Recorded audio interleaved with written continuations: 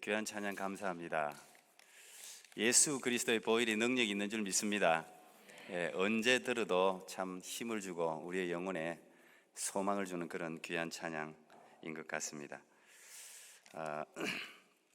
오늘은 하나님을 경험하는 삶이라는 제목으로 여러분과 함께 말씀을 나누려고 합니다.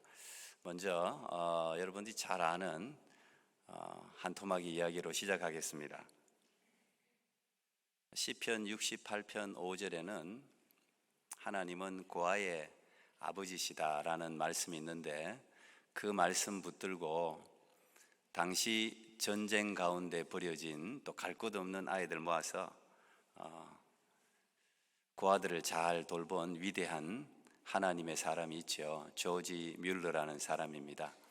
조지 뮬러가 어느 날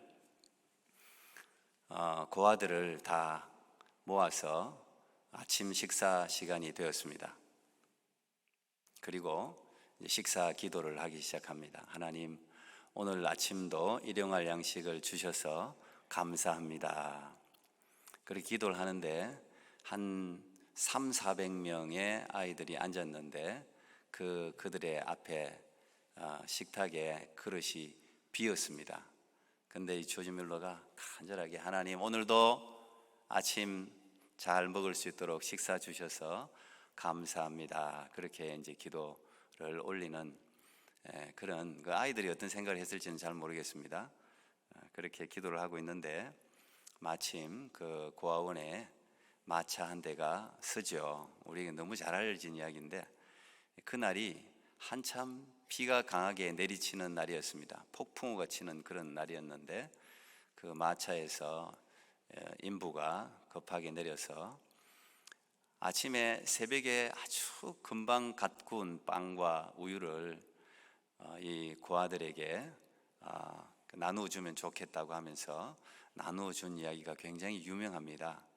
이게 어떻게 된 영문이냐고 했더니, 그 앞에 큰 공장이 있는데 그 종업원들이 오늘 야유회를 하기 위해서 빵을 주문했는데 폭풍우가 치고 비가 갑자기 내리는 바람에 그 야유회가 취소되어서 새벽부터 차린 이 빵과 우유를 어디에 제공할까 하다가 마침 고아원이 있어서 오늘 가지고 왔다고 하면서, 그 아이들이 감사 기도를 마치자마자, 하나님, 오늘 아침에도 좋은 식사 주셔서 감사합니다, 그 빈 그릇에 감사 기도를 마치자마자 그 인부로부터 제공되는 따뜻한 그야말로 블랙패스트, 아침에 빵과 우유를 먹었다는 이야기는 너무 잘 알려진 이야기입니다. 이 조지 뮬러는 5만 번 기도를 응답받았다. 그래서 5만 번 응답받은 기도로 유명하죠. 그리고 조지 뮬러가 남긴 일기장이 공개되면서 그 일기장을 엮어서 책으로 낸 책들이 시중에 많이 있습니다. 조지 뮬러의 그 일기를 보면 전부 이제 이런 내용들이에요. 이런 내용들. 그 애슐리 다운가에 결국은 한 2,000명이 들어갈 수 있는, 그 당시로는 사실 굉장히 큰 이제 건물, 고아원을 설립하게 되면서 지금도 고아의 아버지 이렇게 부르고 있습니다. 오늘 제가 이 하나님을 경험하는 삶이라는 이 제목은 제가 그냥 그대로 카피한 제목입니다. Experiencing God이라는 헨리 블랙가비라는 목사님이 계신데, 이 목사님이 지은 책입니다. 우리 교회에서도 제가 아마 한번 제자 훈련으로 나눈 것 같은데, 아마 여러분들과 앞으로도 나눌 기회가 있을 겁니다. 이 책 안의 내용을 여러분에게 오늘 한번 나누고 싶어서 하나님을 경험하는 삶이라는 그런 똑같은 제목을 가지고 와 봤습니다. 이 조지 뮬러와 헨리 블랙가비가 거의 대동소이합니다. 헨리 블랙가비 목사님은 캐나다 브리티시 콜롬비아 대학 출신이에요. 캐나다 출신이에요. 그러니까 좀 더 우리에게 친근하게 다가오죠. 이 헨리 블랙가비 목사님은 침례교 목사님이신데, 교회를 수십 개, 거의 100개 가까이 개척을 하셨는데, 교회를 하나 세운다는 게 쉽지 않지 않습니까? 근데 그 돈이 있어서 세운 것도 아니고, 교회 하나를 설립할 때마다 하나님께 기도하면서 이 하나님을 경험하는 삶에 부분마다 자신의 간증 이야기를 적고 있는데 거의 대부분이 다 교회를 설립하는 이야기들이에요. 조지 밀러 목사님과 이 헨리 블랙가비 목사님이 거의 비슷해요. 조지 밀러 목사님은 고아들을 먹이기 위해서 하나님, 내가 고아들 이 사역을 하고 싶어 한 거 아니지 않습니까? 하나님이 나를 이 사역 가운데로 몰아내지 않았습니까? 하나님께서 이 아이들을 책임져 주십시오. 오늘 아침에는 이 아이들 300명에게 아침 식사비가 가령 한 2,000불 들어갑니다. 하나님 먹여주십시오. 매일매일의 삶에 하루에 3끼 밥을 이게 먹인다는 게 보통 일이 아니죠. 저희 가족 5명이 이것도 보통 일이 아닌데, 여러분 몇백 명을 3끼를 먹인다는 게 이게 보통 일이 아닙니다. 근데 이 조지 밀러가 돈이 있어서 고아 사역을 한 게 아니에요. 그냥 하나님이 뜨거운 마음을 주셔서 시편 68편 5절 말씀이 확 하나님이 그 마음에 도장 찍듯 새겨 주셔가지고 그 당시 전쟁터로, 지금 다 우크라이나 저 전쟁 끝나면 고아들이 굉장히 많이 나올 거예요. 우리도 한국 전쟁 때 고아들이 얼마나 많았습니까? 그래서 그 한경직 목사님이 그 고아 사역을 시작했거든요. 그 아이들 불쌍한 마음을 하나님 주셔서 시작을 했는데 한 번도 굶긴 적이 없다는 거 아닙니까? 그 조지 밀러 일기장이 전부 그런 이야기예요. 오늘 그 당시 영국이니까 몇 파운드가 필요합니다. 몇 파운드가 필요합니다. 희한하게 딱 마지노선에 항상 돈이 채워지는 거예요. 알지 못하는 사람으로부터 전화가 오고, 오늘 제가 방금 말씀드린 것 같이 빈 그릇을 두고 감사 기도를 했더니 갑자기 빵과 우유가 찾아오고, 이런 일들의 5만 번 응답받았다는 거예요. 헨리 블랙가비 목사님도 똑같아요. 그 많은 교회들을 지으면서 돈이 하나도 없었는데 하나님께서 때를 따라 어떻게 하면 좋습니까? 오늘도 이 교회 목사님을 파송해야 되고, 이 교회 사역자를 세워야 되고, 월급을 줘야 되고, 이 건물을 짓는데 얼마가 드는데 그냥 믿음 하나 붙들고 나갔더니, 저도 사실 이런 사람들 좀 개인적으로 그렇게 좋아하진 않아요. 무조건 그냥 믿음 그러면서 막 너무 그냥 앞뒤 정으로 그냥 들이다 대는 사람들이 있어. 특히 선교사님, 선교단체들도 그런 성향이 강한 선교단체들이 있는데, 근데 참 하나님은 놀랍게도 어쨌든 믿음으로 정말 작정하고 자신의 삶을 올인한 사람을 하나님이 항상 채워주시더라고요. 우리가 이성적으로 별로 보기가 안 좋다라고 생각할지 모르지만, 또 하나님이 보시기에 아름다운 사람들은 언제나 하나님이 채워주시더라고요. 우리가 이 경험한다, 이 경험이라는 말은 국립국어원 사전에 보니까 자신이 실제로 해보거나 겪어본다는 뜻이다. 그리고 거기서 얻은 지식이나 기능을 경험이라고 이야기한다, 이렇게 적혀 있더라고요. 경험이라는 것은 실제로 자기 자신이 체험한 걸 우리가 경험이라고 해요. 경험.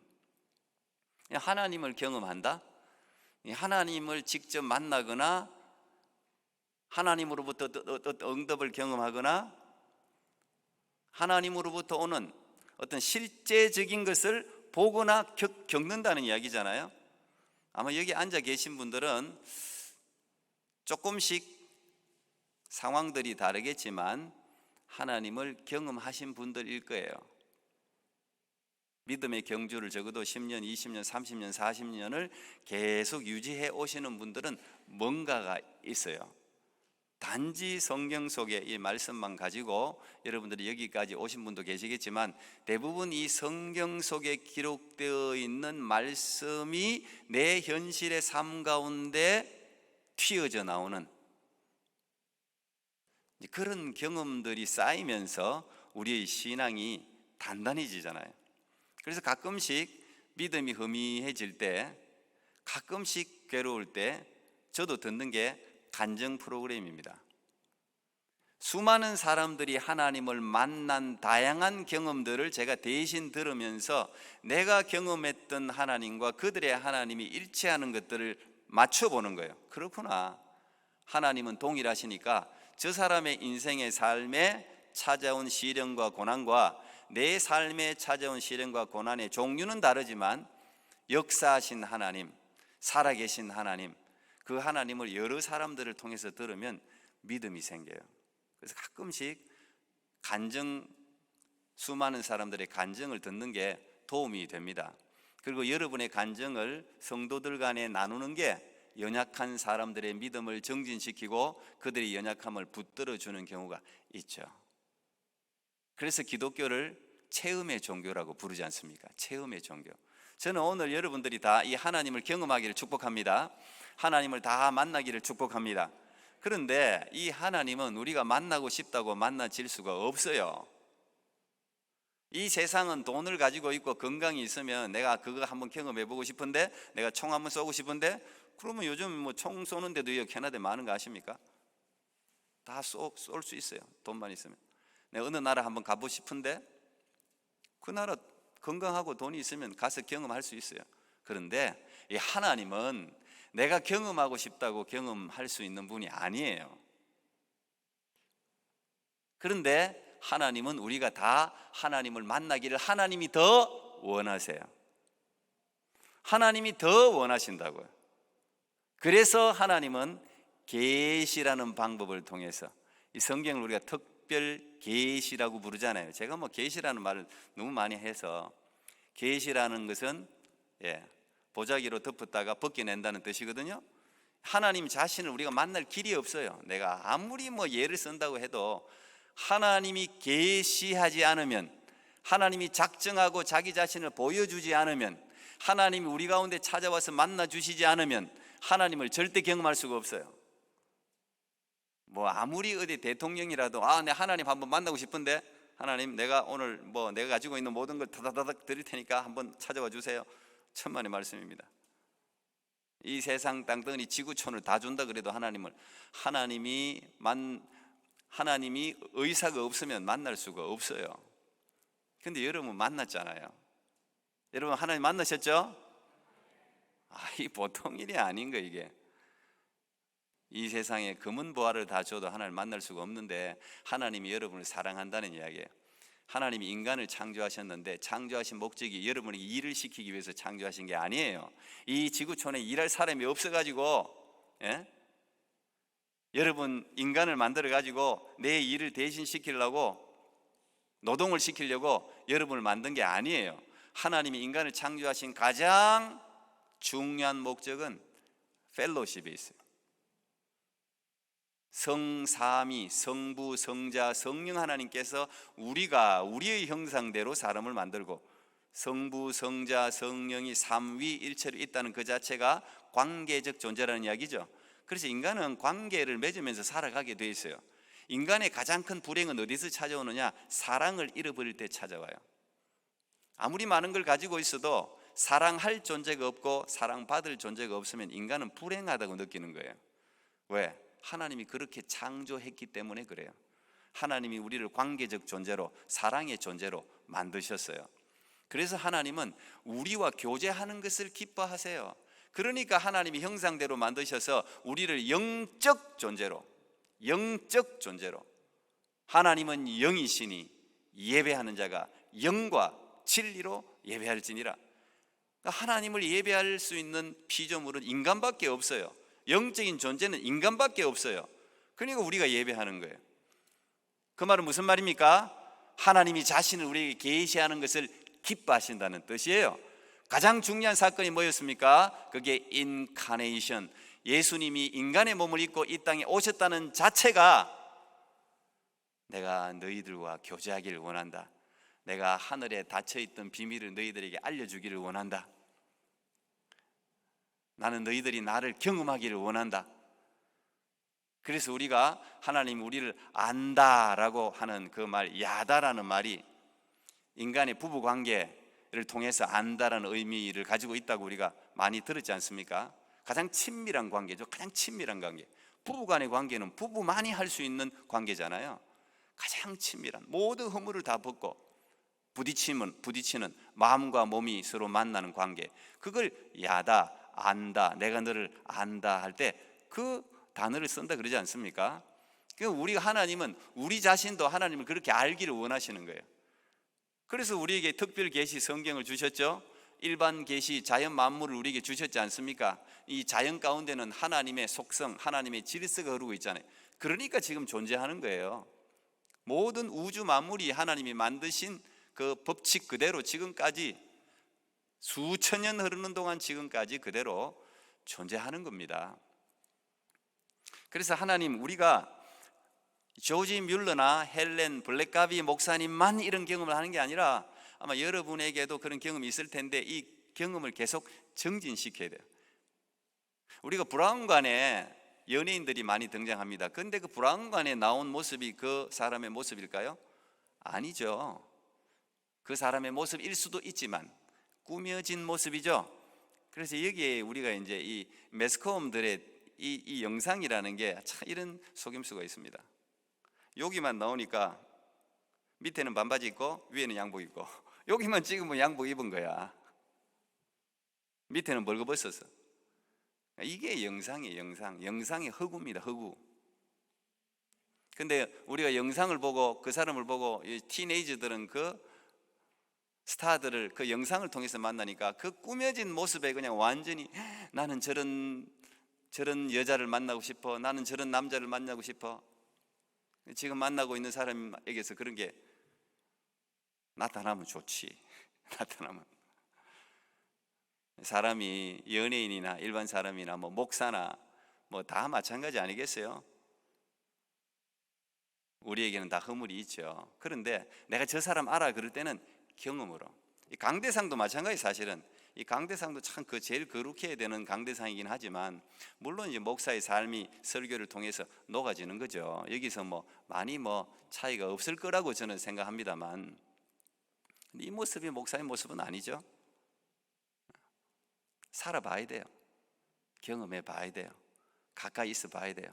그래서 어떤 사람은 가까이 있으면 있을수록 향기 나는 사람이 있고 50보 100보 좀 멀리 있어야 좋은 사람이 있고, 난 여러분들이 가까이 있으면 가까이 있을수록 좋은 사람이 되기를 축복합니다. 그게 그 사람 진짜예요. 진짜. 네, 하나님은 우리와 늘 가까이 있기를 원하세요. 오늘 여러분들이 빌립보서 2장 13절 읽었는데 너희 안에서 행하시는 이는 하나님이시니 자기의 기쁘신 뜻을 위하여 너에게 소원을 두고 행하게 하신다. 이 놀라운 말씀 아닙니까? 너희 안에서 행하시는 이는 하나님이시니. 현대인의 성경으로 보면 하나님은 자기의 선한 목적에 따라 여러분이 자발적으로 행동하도록 여러분 안에서 일하십니다. 하나님 우리 안에서 일하신다는 거예요. 공동번역으로 보면 여러분 안에 계셔서 여러분에게 당신의 뜻에 맞는 일을 하고자 하는 마음을 일으켜 주시고 그 일을 할 힘을 주시는 분은 하나님이십니다. 그렇게 나와 있습니다. 우리 안에서 하나님은 여전히 내가 인식하든 인식하지 않든 내가 태중에 나오기도 전부터 하나님은 일하고 계시다는 거예요. 자, 이게 헬렌 블랙가비 목사님이 하나님을 경험하는 삶의 실체를 7가지로 자신의 경험을 바탕으로 성경을 바탕으로 쭉 적었는데 뭐 이게 절대적이진 않지만 여러분도 이 과정들을 거치면 하나님을 경험할 수가 있다는 거예요. 하나님을 경험한다는 것은 고난과 기적 두 가지가 동시에 존재하면서 우리는 하나님을 경험해요. 예수 그리스도를 믿으면 문제가 없다 아니라는 거 아시죠? 예수 그리스도를 믿으면 고난이 찾아오지 않는다, 전혀 틀린 이야기죠. 예수 그리스도를 믿는 순간 어떻게 보면 우리 가운데는 예기치 않았던 여러 가지 시련과 환난과 고통과 어려움들이 찾아올 수 있어요. 동시에 또 예기치 않았던 감사와 기쁨과 기적이 우리 가운데 일어날 수 있어요. 그런 일들을 왜 일으키십니까? 경험하는 거예요. 그 일을 통해서 하나님을 경험하라고. 하나님이 그런 일을 통해서 하나님 자신을 계시하는 거예요. 왜 안 그러면 우리가 너무 바쁘잖아요. 돈 벌기에 바빠, 공부하기에 바빠, 일하기에 바빠. 그러니까 때로 하나님이 여러 가지 사건들을 통해서 우리를 하나님의 시선으로 우리를 딱 잡아둔단 말이에요. 하나님을 경험하는 삶의 제1번 첫 번째가 하나님은 이야기예요. 하나님은 항상 당신의 주위에서 일하고 계십니다. 금방 빌립보서 2장 13절 읽은 것처럼 우리가 보이지 않아도 볼 수 없어도 하나님은 항상 당신 주위에서 일한다는 사실을 기억해야 돼요. 아마 이 젊은 사람들은 아실 텐데 어른들도 아실지 모르겠습니다. 우리 교회도 한 번씩 이제 하면 좋을 것 같은데, 마니또 게임이라고 들어보셨어요? 마니또? 이 수련회 같은 데 가면 마니또라고 해서 이렇게 뽑기를 해가지고 어떤 사람, 아니 우리 허성강 장로님 생신이시니까 가령 제가 허 장로님 내 마니또는 누굴까 딱 뽑았는데 허성강 장로님이 제 마니또야. 그러면은 그 수련회가 가령 3일이 진행되면 3일 동안 저 장로님이 모르게 좋은 일을 해야 돼. 저 장로님에게 뭘 모르게 선물을 갖다 주든지, 저 장로님이 어려운 일에 처했을 때 내가 살짝 눈치채지 못하도록 도와주든지, 내 마니또라는 걸 몰라야 돼요. 그러면 내가 그런 일들을, 선한 일, 좋은 일을 하기 위해서 어떻게 해야 돼요?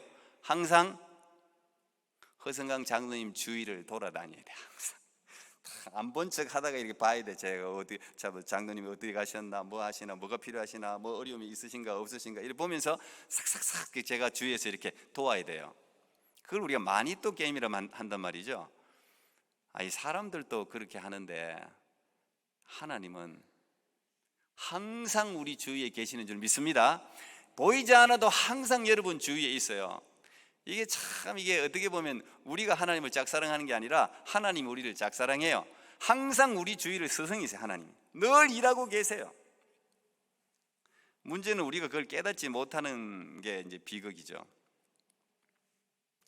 그리고 하나님은 늘 스승이다. 두 번째 하나님을 경험하는 삶의 실체는 하나님은 당신과 실제적이고 개인적이며 지속적인 사랑의 관계를 추구하십니다. 다시 말하면 늘 스승이다가 우리가 친해지려면 개인적인 사건이 터져야 되죠. 개인적인 만남이 있어야 되잖아요. 한국 사람은 참 희한하게도 밥만 한번 같이 먹으면 친해져. 되게 안다 그래. 나 그 사람 알아. 그러면 밥 한 같이 먹었다는 이야기야. 그래서 밥 먹는 게 우리한테는 중요해요. 한국 사람은 꼭 만나면 밥 한 먹읍시다 그러잖아요. 그러다가 1년 가고 2년 가기는 하지만 저도 지금 밥 한 먹읍시다 하면서 좀 시간이 간 사람도 있는데 먹겠습니다. 이제 곧 이제.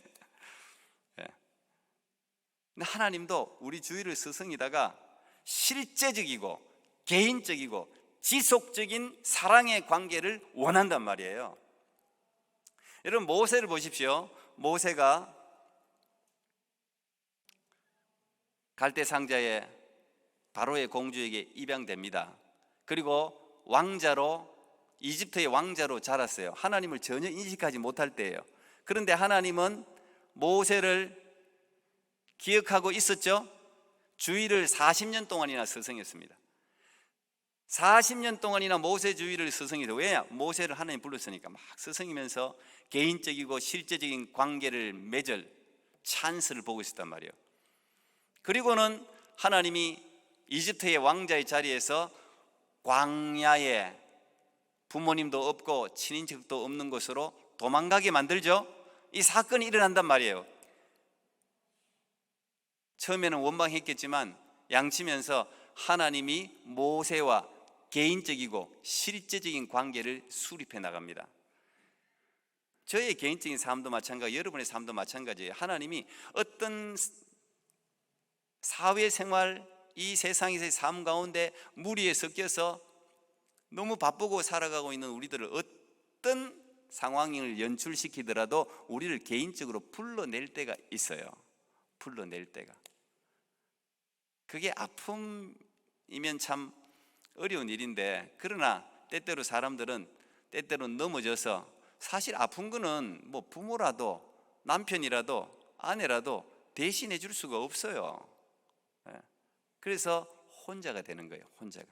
적어도 예수 믿는 사람들은 혼자가 되었을 때 적어도 예수 믿는다면 하나님을 부르게 돼 있어요. 어려우니까 환난 날에 나를 부르라. 환난 날에 나를 부르라. 내가 너를 도우리니 너를 영화롭게 하겠다. 그걸 부른단 말이에요. 그리고 하나님이 드디어 그때 아이고 이제 날 부르네. 지금까지 하나님은 40년 동안 모세 주위를 스승이고 있었는데 이제야 개인적인 관계가 딱 맺어지기 시작해요. 하나님이 누군지를 그때서야 찾고 하나님에 대해서 개인적인 관계를 맺는 거예요. 하나님이 그걸 원한단 말이에요. 그래서 여러분의 삶 가운데 여러 가지 사건이 일어나는 겁니다. 그게 기회예요.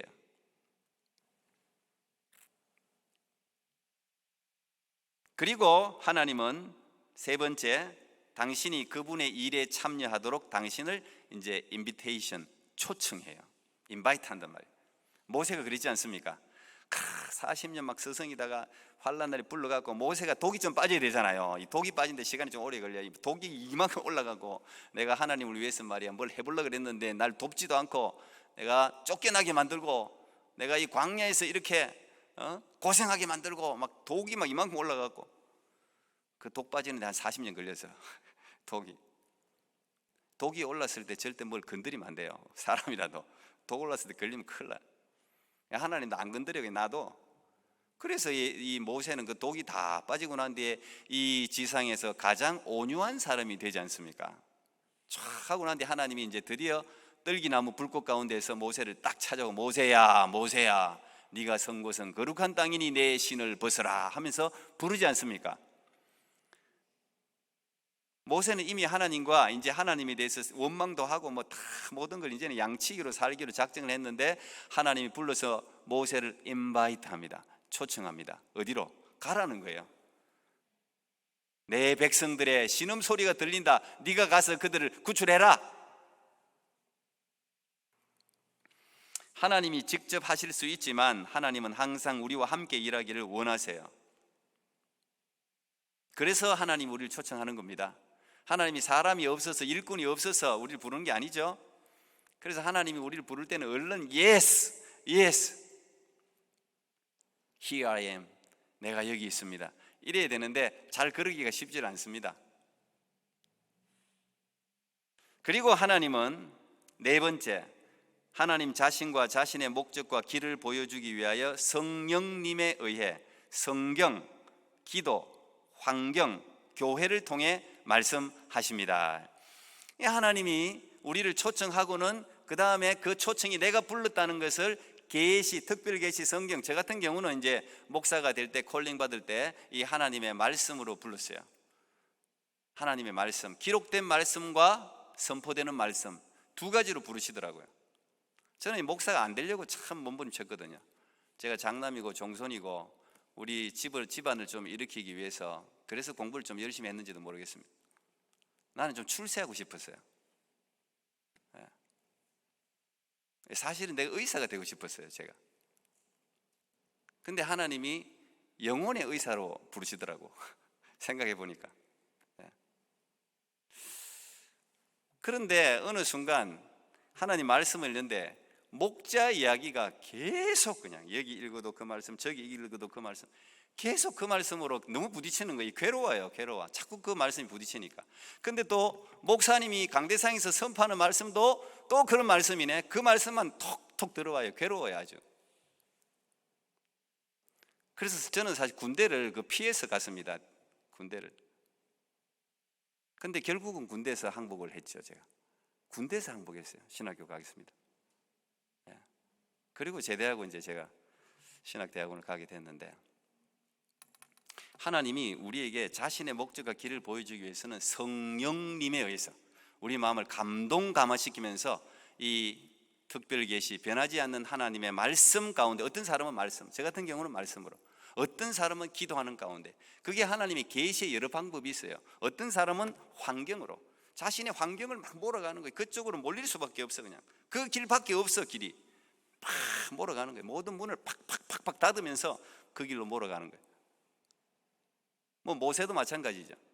어떤 사람은 교회를 통해서, 헬렌 블랙가비 목사님의 또 위대함은 교회를 통해, 이 공동체를 통해서 하나님이 자신의 뜻을 계시하신다, 말씀하신다는 거예요.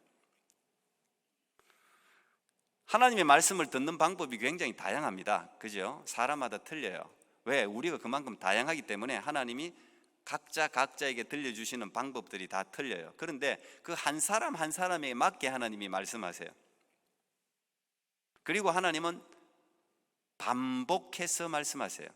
베드로도 환상을 반복해서 보지 않습니까?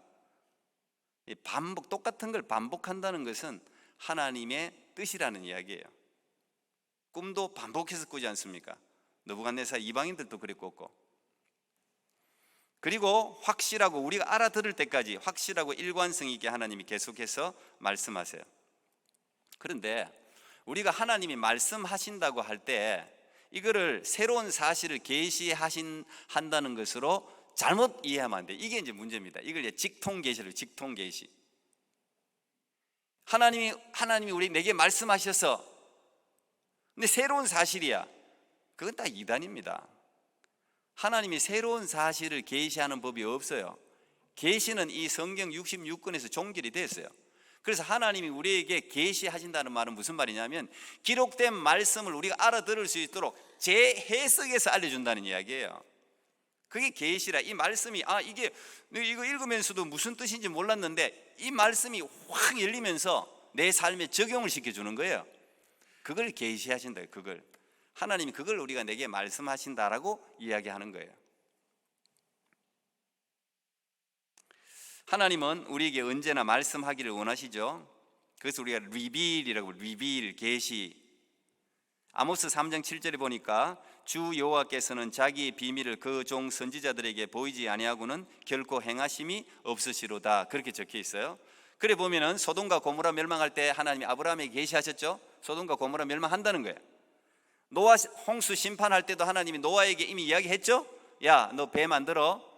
그리고 120년 동안 배 지었습니다. 적어도 100년 이상 사람들에게 비가 와서 이 세상이 끝난다는 것을 예고했어요. 하나님이 노아에게 계시했단 말이에요.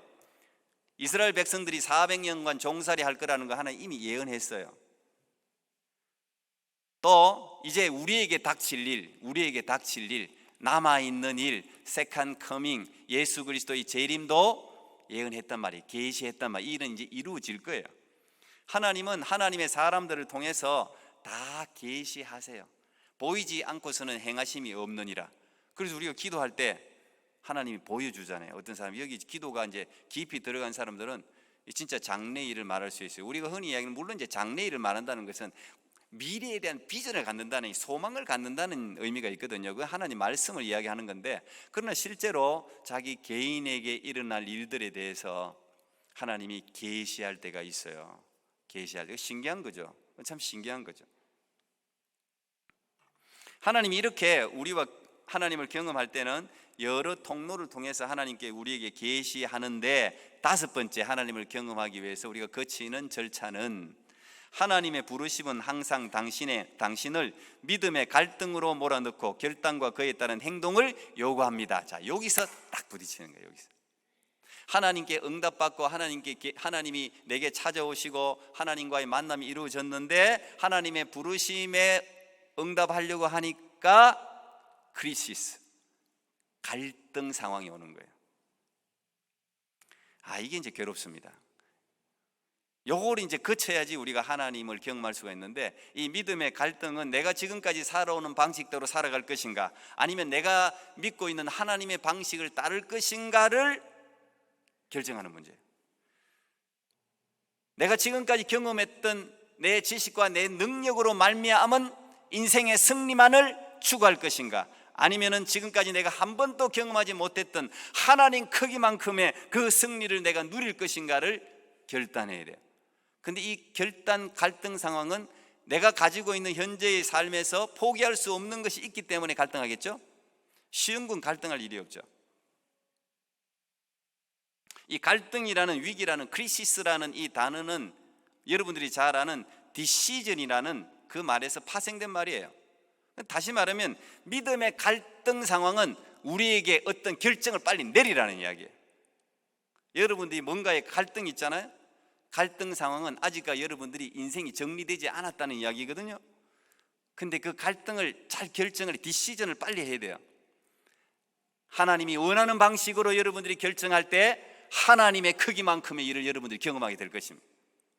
근데 그 결정을 유보할 때 계속적으로 나는 갈등하면서 인생을 근심과 불안 가운데 살아가게 될 거예요.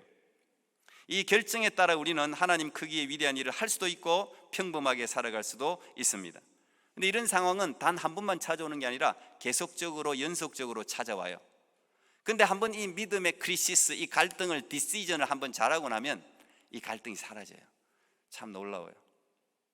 저는 이제 이런 일을 우리 성도님들, 청년들한테 정말 자주 이야기하는데, 우리 중고등학생들, 청년들은 앞으로 계속 어떤 갈림길에 계속 서게 되잖아요. 여러분들도 지금 갈림길에 서게 되지만 이 학생들은 앞으로 여러분들이 이미 경험했던 걸 많이 들려줘야 되죠. 그 갈림길에서 아이들이 고민할 때 우리가 이미 거쳐온 경험이 있기 때문에 우리가 어드바이스를 하지 않습니까? 그 어드바이스가 확실히 최고는 아닐지라도, 근데 이 갈등, 세상살이도 갈등, 신앙생활은 더 갈등. 근데 이 갈등을 여러분 유보하면 안 돼요. 이걸 빨리 정리해야 돼요. 그래야 하나님의 역사가, 하나님이 능력을 우리에게 부어줄 수가 있어요. 우리가 그것을 받아들여야 돼요. 자신이 믿는 대로 살아가는 사람은 행복한 사람이죠. 자신의 믿음에 확신을 가지고 있다는 말이기 때문에 그렇습니다. 만약에 자기 자신이 믿고 있는 일에 자기 인생의 모든 것을 걸 수 있다면 그 믿음은 너무 확실한 거죠. 나는 이거 믿어 하면서 그 믿음에 네 목숨을 걸어 할 때 못 거는 사람이 너무 많잖아요. 믿는다고 해놓고는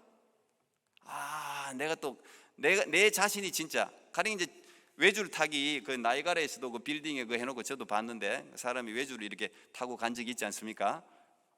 여러분, 내가 이 줄을 지나서 저 빌딩까지 걸어갈 수 있다고 믿습니까? 박수! 빨리 지나가세요. 쫙 지나갔단 말이에요.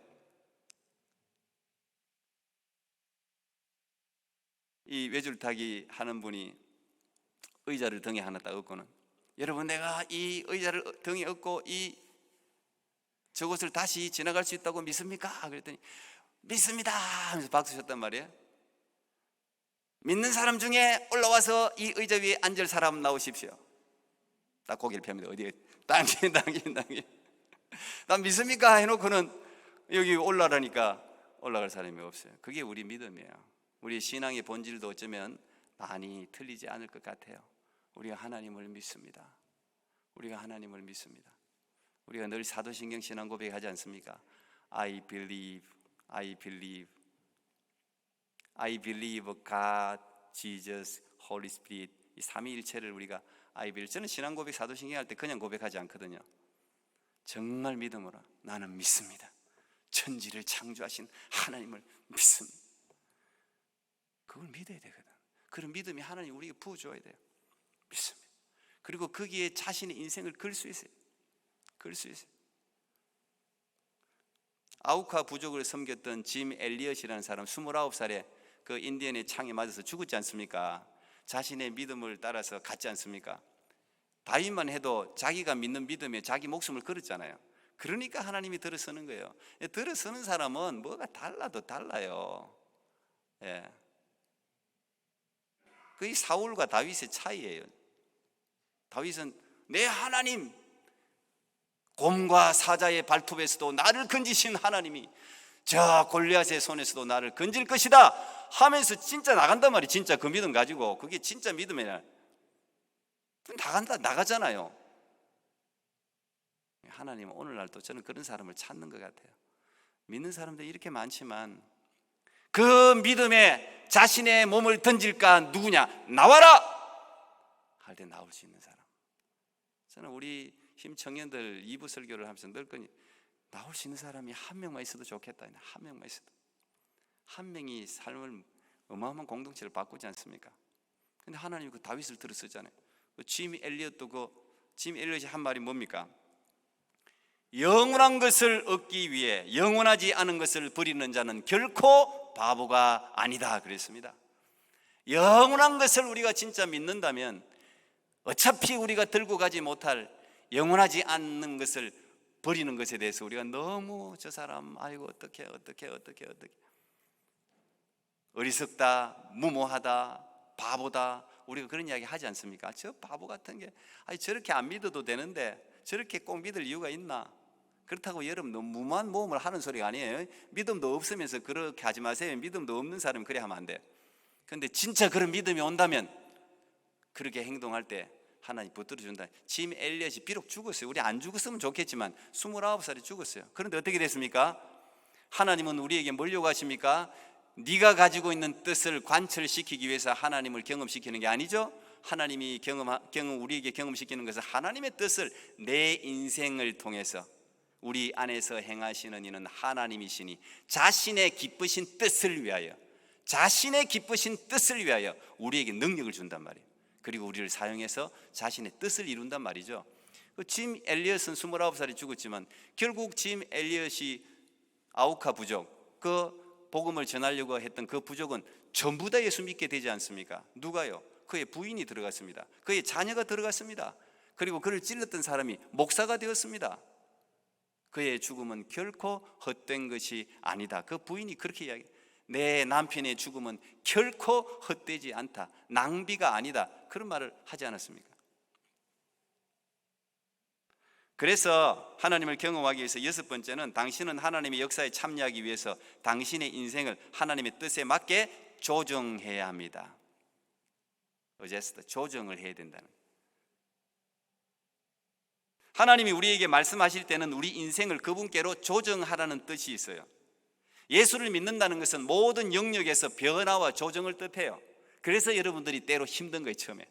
왜? 고집이 센 사람일수록, 자기 자신의 자아가 강한 사람일수록 힘든 거예요.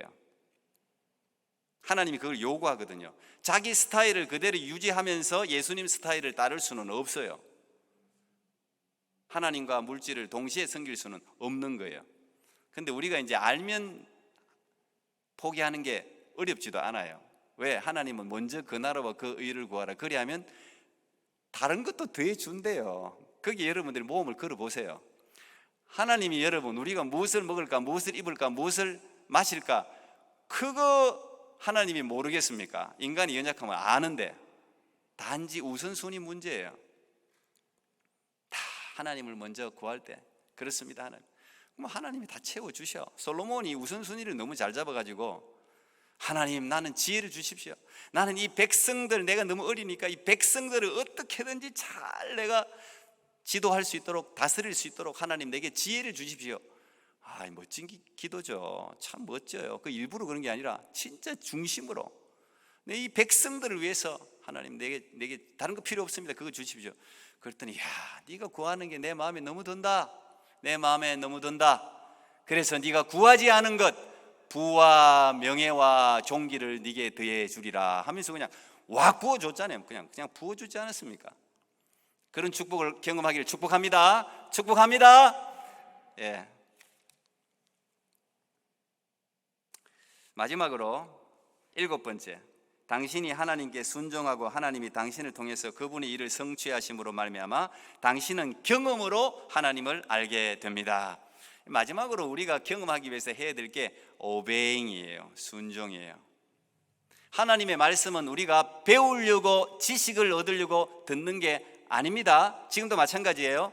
지식도 있어야 되지만 지식만 습득하기 위해서 하나님 말씀을 듣는 게 아니에요. 세상 학문은 지식 습득이 목적일 수 있어요. 그런데 하나님의 말씀은 지식 습득이 목적이 아닙니다. 하나님의 말씀은 우리가 순종하기 위해서 듣는 거예요. 하나님 말씀은, 그 말씀이 하나님의 말씀이라면 내가 그 말씀대로 순종하며 살겠습니다. 그래서 듣는 거예요. 그리고 그 말씀대로 우리가 살아갈 때 하나님이 자신의 뜻을 우리의 이 연약한 인생을 통해서 이루어낸단 말이에요.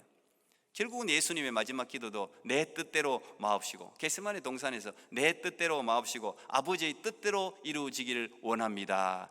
죽기까지 순종하셨다. 사도 바울은 그렇게 해석을 했습니다. 순종했다, 복종했단 말이에요. 그러니까 하나님이 그의 이름을, 예수의 이름을 세상의 그 모든 것보다 위로 올리셨단 말이에요. 그 예수의 이름을 부르기만 하면 구원을 받을 수 있도록, 예수의 이름을 부르기만 하면 능력이 나타나도록. 그래서 여러분, 예수님 이름이 중요하다고 제가 말씀드렸잖아요. 예수님이 하나님이 올렸어요. 왜? 죽기까지 복종했으니까. 그럴 때 우리는 경험으로, 이제는 누가 배워서가 아니라 이제는 내가 하나님을 경험해버렸어요. 그러면 고백이 달라집니다. 여러분, 신앙의 자세와 삶의 풍요로움이 달라지는 거예요. 달라지는 거예요. 성경에 수많은 사람들이 다 하나님을 경험하고 난 후에 하나님 경험이 딱 그냥 공통적으로 이렇더라고요. 고난 기적이에요. 고난 기적. 죽다가 살아나는 것. 그런 걸 다 경험하더라고요. 개인이 경험하고 민족 공동체가 그런 경험을 하더라고요.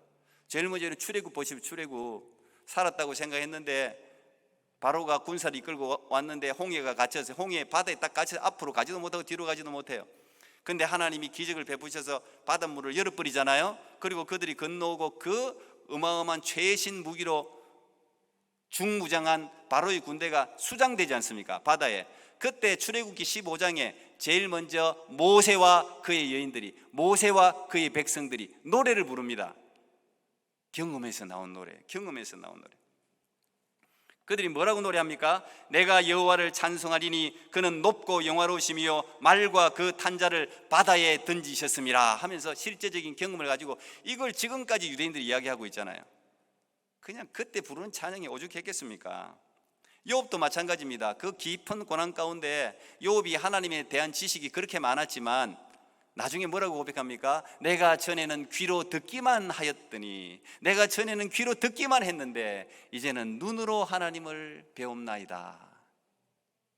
하나님이 갑절의 축복을 허락하셨지 않습니까? 도마도 나의 주 나의 하나님, 아이를 임신하지 못하고 낳지 못하던 한나도 그렇게 절규하면서 하나님께 기도했더니 하나님이 응답하셔서 사무엘상 2장, 제가 참 좋아하는 그 한나의 찬송, 마리아의 찬송이 다 연결되거든요. 한나가 뭐라 그랬습니까? 전에 임신하지 못하는 자는 7을 낳았고 많은 자녀를 둔 자는 쇠약하도다. 여호와는 죽이기도 하시고 살리기도 하시고 가난하게도 하시고 부하게도 하시도다.